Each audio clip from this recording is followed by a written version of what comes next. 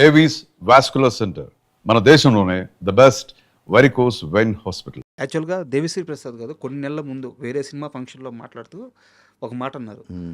నాకు 'హరీష్ శంకర్' 2 సీన్‌లు చూపిచ్చాడు. మామూలుగా 'పవన్ కళ్యాణ్' సినిమా అంటే అందరూ చెప్పేదే అదిరిపోయింది, పగిలిపోయింది ఇలా అందరూ చెప్పినట్టే నేను చెప్తున్నాను మీరు అనుకోవద్దు. ఆ సీన్స్‌లో ఉన్న ఇంటెన్స్, ఎమోషన్ అద్భుతంగా తీశారు. చాలా బాగా వచ్చిందని చెప్పి ఫస్ట్ రోజు ఆయన ఆ స్టేట్మెంట్ ఇచ్చారు. మీకు అప్పటికి సినిమా మీద అంటే ఓపెన్‌గా చెప్తున్నాను. ఈ ప్రాజెక్ట్ మీద కాస్త నెగెటివ్ ఉండింది. ఎందుకంటే ఇది పోలీసోడు రీమేక్ అనుకోని భ్రమలో కొంతమంది ఉండి అవును. ఒక రకమైన నెగెటివ్ ఉండింది. మొట్టమొదటిసారి దాన్ని తీసేసిన వ్యక్తి దేవిశ్రీ 'దేవిశ్రీ ప్రసాద్'. మీరు చూసారా ఆ వీడియో అది? చూశాను. హ్మ్. చూశాను. తర్వాత చాలామంది ఫ్యాన్స్‌కి నమ్మకం వచ్చింది. తర్వాత ఇంకా ఎలాగో ప్రమోషన్ వీడియోస్ అన్నీ స్టార్ట్ అయిన తర్వాత మొత్తం మారిపోయింది. ఈరోజు భయంకరమైన బజ్ వచ్చేసింది. అవును. సో, బట్ 'దేవిశ్రీ ప్రసాద్' మధ్యలో అందుబాటులోకి రాకపోవడం లోటుగా భావిస్తున్నారా? దేనికి అందుబాటులోకి రాకపోవడం?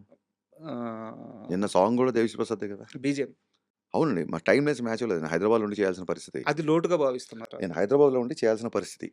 ఓకే. ఎందుకంటే ప్రీపోన్ చేశాం కాబట్టి హ్మ్. దేవిశ్రీ ప్రసాద్ గారు చెన్నైలో చేస్తారు. తమ్ముని ఇక్కడ చేస్తారు. ఓకే. తమన్ గారు చేస్తున్నారు. సో, ఆ వర్క్ ఫుల్‌గా అవ్వలేదు. దేవిశ్రీ ప్రసాద్ గారు ఫస్ట్ నుంచి లాస్ట్ వరకు ఒక నోట్స్ లాగా ప్రిపేర్ చేసుకున్నారు. హ్మ్. అందుకే ఆల్మోస్ట్ ఆయన మైండ్‌లో బ్యాక్‌గ్రౌండ్ స్కోర్ అయిపోయింది. అంటే ఒకసారి స్క్రిప్ట్ రాసిన తర్వాత మన మైండ్‌లో ఏం చేస్తామో తెలిసినప్పుడు సినిమా హాఫ్ ద వర్క్ అయిపోయిందంటారు. హ్మ్. అలా ఒక మ్యూజిక్ డైరెక్టర్ సినిమా చూసిన తర్వాత తనకి ఎక్కడెక్కడ తను ఆల్రెడీ ఉన్న సాంగ్స్ ఎక్కడ ప్లేస్ చేయాలి, ఎక్కడ ఏ టోన్‌లో వస్తాయి, ఎక్కడ వైలిన్‌లు వస్తాయి, ఎక్కడ కోరస్‌లు వస్తాయని చెప్పి తన మైండ్‌లో అయిపోయింది వర్క్. హ్మ్. ఆ తర్వాత ఆయన టైమ్ లైన్ మేము మ్యాచ్ చేయలేకపోయాం. హ్మ్. మ్యాచ్ చేయలేకపోయాం కాబట్టి తమన్ దగ్గరికి వెళ్ళాల్సొచ్చింది. అది ఆయనకి క్లియర్‌గా ఎక్స్‌ప్లెయిన్ చేసి హ్మ్. ఆహ్, సంగీతం దేవిశ్రీ ప్రసాద్, బ్యాక్‌గ్రౌండ్ స్కోర్ తమన్. వాళ్ళిద్దరు మ్యూజిక్ డైరెక్టర్ల కంటే కూడా నాకు చాలా బెస్ట్ ఫ్రెండ్స్. హరీష్ చాలా ప్రెషర్‌లో ఉన్నాడు ఈసారి ప్రీపోన్ అయిన సినిమా. మనం సపోర్ట్ చేయాలని చెప్పి వాళ్ళిద్దరూ నాకు కుడి భుజం, ఎడమ భుజాన నిలబడ్డారు కాబట్టి చాలా గర్వంగా ఉంది. మేము చెన్నై వెళ్ళినప్పుడు అందరం కలిసి సినిమాలకెళ్తాం. అవునా? ఆ!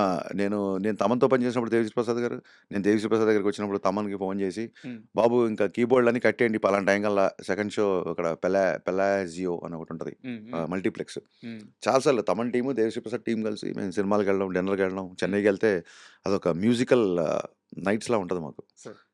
చాలా అండ్ తమన్ గూడా మ్యూజిక్ డైరెక్టర్ అవ్వకుండా దేవిశ్రీ ప్రసాద్‌కి బొమ్మరిల్లుకి దానికి కీబోర్డ్ ప్లేయర్‌గా వర్క్ చేసాడు. Thaman respects Devi Sri Prasad a lot. And Devi Sri Prasad కూడా మనకి ఇంటర్వ్యూలో అనిరుద్ మ్యూజిక్ గురించి, తమన్ ఓజీ మ్యూజిక్ గురించి చాలా గొప్పగా చెప్పాడు. సరే. ఆహ్, అండ్ 'రామ్ గోపాల్ వర్మ' గారిది ఇంటర్వ్యూలో ఒకసారి ఒక మాట అంటాడు. అది సినిమాలో ఉందో లేదో నాకు తెలీదు గానీ, ఎన్ని సార్లు కొట్టినా చావని పావురా నువ్వు అని. హ్మ్. ఆ మాట 'హరీష్ శంకర్‌కి వర్తిస్తుందా? అంటే బహుశా వాళ్ళ తాలూకు ఎక్స్‌పీరియన్స్, వాళ్ళ తాలూకు దెబ్బలు ఆహ్, అంత అంటే మరీ ఆహ్, అంటే ఆ ఎనాలజీ కరెక్టే అన్ని సందర్భాల్లో సూట్ అవ్వదు. హ్మ్. బేసిక్‌గా. ఒక పావుని ఎందుకు అన్ని సార్లు కొడతామంటే ఆహ్, హాని చేస్తదని. హ్మ్. నేను నేను ఎంటర్‌టైన్ చేసేవాడిని. నాకు పాలు పోస్తారు. బట్ దెబ్బలు తగిలినాయి గదా మీకు. ఎవరికి తగలేదు సార్? మీకు తగలేదా? ఇంటర్వ్యూ చేసి మీకు తగలేదా? హ్మ్. ఈ స్థాయికొచ్చి మీరు కూర్చొని ఇంటర్వ్యూ చేస్తున్నారు. మీకు తగిలినప్పుడు ఇంటర్వ్యూ చేయని వ్యక్తికి నాకు డెఫినిట్‌గా ఇంటూ ఎక్సే ఉంటాయి కదా నాకు కూడా. దెబ్బలు తిననోడు ఎవడు? దెబ్బలు తినకుండా అందుకే కదా మా పాటలో లైన్ రాసాం. మెత్తని మట్టిలో మొలిచిన మొలకవు కాదు నువ్వు. హ్మ్. బండరాళ్ళను బద్దలు కొట్టిన మొండి మొఖం. బండరాళ్ళంటే సర్కమ్‌స్టాన్సెస్ మనుషులో లేకపోతే మనకి పడని వాళ్ళో, మనకి ఇంకో వర్గం అని కాదు అక్కడ మీనింగ్. స మనకున్న సర్కమ్‌స్టాన్సెస్ మనం ఎదుగుతుంటే మనకు అడ్డుపడి ఉండే రాళ్ళను కూడా చూడండి కొట్టల్లో, కొమ్మల్లో ఒక సన్న మొక్క రాళ్ళ మధ్యలో ఉంటది. మనం ఆశ్చర్యపోతుంటారు ఎలా వచ్చింది భలే ఇక్కడికి అవును. అని. అది ఆ విజువల్ నుంచి వచ్చిన లైన్ అది. So, quite common. అంటే నేను మొన్ననే చెప్పాను ఎవరో ఇలా ట్రోల్ చేస్తున్నారు అది ఇది అన్నప్పుడు, మీరు ట్రోల్ చేస్తూనే ఉండండి. మేము కెమెరా రోల్ చేస్తూనే ఉంటాం అని చెప్పాను. 'రామయ్య వస్తావయ్య' ఫ్లాప్ అయిన తరువాత ఆ నా నా రోజు నా before this question first 'shock' lyric గురించి మాట్లాడారు. I was very emotional. ఆ తర్వాత 'రామయ్య' లైన్ గురించి మాట్లాడారు. ఆ తర్వాత 'మిస్టర్ బచ్చన్' స్క్రీన్ ప్లే గురించి మాట్లాడారు. ఈ 3 సినిమాల గురించి మాట్లాడారు ప్రస్తుతానికి. నాకు 'మిరపకాయ' అనే ఒక సంక్రాంతి బ్లాక్ బస్టర్ ఉంది. 'డీజే' అనే ఒక టైంలో ఆ టైంలో 'అల్లు అర్జున్' హైయెస్ట్ ఉంది. అవును సార్. 'గద్దలకొండ గణేష్' అని 'వరుణ్ తేజ్' ఉంది. 'Varun Tej' super duper hit block buster ఉంది. 'సుబ్రహ్మణ్యం సేల్' అని మన 'సాయిధరమ్ తేజ్' సినిమా ఉంది. ఈ హిట్ సినిమాలు వదిలేసి ఆడని 'మిస్టర్ బచ్చన్', 'రామయ్య వస్తే' పదే పదే వాటి గురించి మాట్లాడడంలో మీ ఉద్దేశ్యం ఏంటో నేను క్లియర్‌గా తెలుసుకోవచ్చా? నేను మాట్లాడిన ప్రతిసారి వాటిలో పాజిటివే తీసుకున్నాను. దేంట్లో అయినా పాజిటివ్ ఉంటది. బట్ అంటే నేను ఆడని సినిమాలోనే అంత పాజిటివ్ ఉంటే ఆడిన సినిమాలో ఇంకెంత పాజిటివ్ ఉండొచ్చు. అవును. అహా! మీ ఉద్దేశం అడుగుతున్నా అడగకూడదనలా. 'మిస్టర్ బచ్చన్' గురించి పోస్ట్ మార్టం అని ఒక ఎపిసోడ్ పెట్టండి 'ఐ డ్రీమ్‌లో.' 2 గంటలు మాట్లాడతా నేను. 'మిస్టర్ బచ్చన్' గురించి నేను ఒక్క ప్రశ్న అలాగే 'రామాయ వస్తాయి', అలాగే 'షాక్' గురించి ఎందుకు ఈ సినిమాలు పోయాయి అన్న దాని మీద మనం ఒక పోస్ట్ మార్టం పెడదాం. అప్‌కమింగ్ ఫిల్మ్ మేకర్స్ కూడా నేను చేసిన తప్పులు ఆళ్ళు చేయకుండా ఉంటారు. ఇక్కడ నా నాకసల క్వెషన్ వాటి గురించి ప్రస్తావించినందుకు కాదు. వాటి గురించే చేకు దీర్ఘమిస్తే ప్రస్తావించడంలో మీ ఉద్దేశ్యం ఏంటి అని అంతే. నా ఉద్దేశం వాటిల్లో గూడా మంచుంది. నాకు నచ్చినయి వాటి గురించి షేర్ జేసుకోవాలని ఫస్ట్ ఒకటి. Okay. And second thing 'Ramayya Vastavu' గురించి మళ్ళీ ఎందుకు ప్రస్తావించంటే నేను బేసిక్‌గా ఎన్టీఆర్ ఫ్యాన్. ఓహ్! అవునా? ఓకే. దాంట్లో నాకు తెలుసుకోవాల్సిన అంశాలు 2 ఉన్నాయి. ఓకే. సో, అందుకని వాటిని ప్రస్తావించాను గానీ నేను ఫ్లాపు, ఫెయిల్ గురించి అసల నా మీరింక దృష్టిలో 'తారక్' గారి ఫ్యాన్ చెప్పారు కాబట్టి మీకు ఆల్ రైట్స్ ఏదైనా అడగొచ్చు మీరింక. నాకసలు నా దృష్టిలో 'షాక్' అసలు ఫ్లాప్ మూవీయే గాదు. హ్మ్. అలాగే 'మిస్టర్ బచ్చన్' ఫస్ట్ హాఫ్ నాకు చాలా ఇష్టం.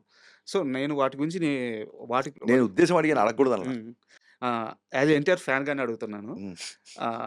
ఆ సినిమాలో మీరు 'దానవీర సూరకర్ణ' డైలాగు ఎన్టీఆర్ గారి చేత చెప్పిస్తారు. అవును. బట్ అప్పటికి ఎన్టీఆర్ గారికి ఆ కేపబిలిటీ ఉంది. ఆయన చెప్పగలడు, మ్యాచ్ చేయగలడు. కానీ ఏ డైరెక్టర్‌కి ఆ ఆలోచన రాలేదు. మీరు మాత్రం ఎందుకు చెప్పించారు? ఇది నాకు ఒక క్వెషను. హ్మ్. దాని మీద ఇంకో క్వెషన్ కూడా ఇప్పుడే అడిగేస్తాను. ఎన్టీఆర్ గారిని ప్రెజెంట్ చేసిన విధానం. అటు నడుచుకుంటా పోతున్నప్పుడు షర్ట్ ఇలా అంటే మీరు బ్యాక్ షాట్ పెట్టినప్పుడు ఆ షర్ట్ గాలి కట్టలేస్తది. అవును. అంత స్టైలిష్‌గా, హ్మ్. అంత సూపర్‌గా ఎన్టీఆర్‌ని అప్పటి వరకు ఎవరు చూపించలేదు. అవును. నాకు ఈ 2 ప్రశ్నలకు సమాధానం చెప్పండి. అదే బాగా చూపించినందుకు దానికి అది ప్రశ్న ఎలా అవుతది? కాంప్లిమెంట్ అవుద్ది. మీరు చెప్పిన రెండో సెంటెన్స్ అనేది కాంప్లిమెంట్. హ్మ్. నాకు 'తారక్' గారు నేను 'మిరపకాయ గబ్బర్ సింగ్' కంటే ముందు నుంచి నన్ను విపరీతంగా ఎంకరేజ్ చేసిన హీరోల్లో ఆయన ఒకళ్ళు. హ్మ్. నేను 'అదుర్స్‌కి' వినాయక్ గారి దగ్గర పనిచేశాను. హ్మ్. అప్పటి నుంచి నాకు ఆయన బాగా క్లోజ్. అంతకంటే ముందే ఆయనకి నేను ఎమ్మెల్యే అని కథ చెప్పాను. హ్మ్. ఎందుకు అంత యంగ్‌గా చూపించాలంటే నేను యంగ్‌గా చూపించలేదు. ఆ సినిమా అయినప్పుడు ఆయన చాలా యంగ్, ఇప్పటికి యంగే. విషయం ఏంటంటే 18 ఏళ్లకే 'సింహాద్రిలు', ఇండస్ట్రీ హిట్లు, 'ఆదిలు' విపరీతమైన ఒక గంభీరమైన పాత్రలు చేసేసి, ఒక సీమ బాధ్యత అంతా భుజాల మీద ఏసుకున్న భారీ పాత్ర లేకుండా ఒక కుటుంబ బాధ్యత అంతా ఏసుకున్న పాత్రలు ఇలాంటివి చేసేసి, ఆయనలో ఉన్న ఒక ఆ యంగ్ ఆ యవ్వనం దాన్నేమంటారు ఆ యూత్ అది ఎవరు ట్యాప్ చేయలేదు అప్పటి వరకు నాకు చాలా స్ట్రాంగ్ ఫీలింగ్. హ్మ్. అండ్ ఆయన భయంకరమైన ఏమంటారు సెన్స్ ఆఫ్ హ్యూమర్ మనం అసలు ఆయనతో ఉంటే నవ్వుతూనే ఉంటాడు. మాకు జోక్ చెప్తే మామూలు నవ్వుతే ఆయన ఒక 2 నిమిషాలు నవ్వుతారు. ఇది కదా ఆయన యాంగిల్. మీరు 'రామాయ వస్తే' ఆడియో ఫంక్షన్‌లు చూసుంటే ఓన్లీ ఎన్టీఆర్ గారి నవ్వులతో ఒక ఏవీ చేసాం. హ్మ్. అది రాజమౌళి గారికి బాగా నచ్చింది. మేము ఎప్పుడు అనుకుంటుంటాం 'తారక్' స్మైల్ చాలా బాగుంటుంది. ఎవరు కట్ చేయలేదు 'హరీష్' భలే కట్ చేసావు అని చెప్పి ఆయన కాంప్లిమెంట్ ఇచ్చారు. అవును.